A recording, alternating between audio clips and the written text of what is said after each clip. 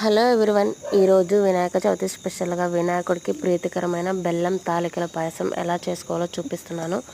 ఇప్పుడు ముందుగా ఒక కడాయి పెట్టేసుకొని అందులో 1 కప్పు వాటర్ వేసుకొని 1 టేబుల్ స్పూన్ బెల్లం వేసుకొని కరిగిన తర్వాత 1 కప్పు బియ్య పిండి కూడా వేసుకొని మూత పెట్టేసుకొని ఒక 5 మినిట్స్ పక్కన పెట్టేసుకోవాలి. స్టవ్ ఆఫ్ చేసుకొని తర్వాత ఒక గిన్నె తీసుకొని అందులో కప్పు బెల్లం వేసుకొని కరిగిన దాకా ఉడికించుకొని పక్కన పెట్టేసుకోవాలి.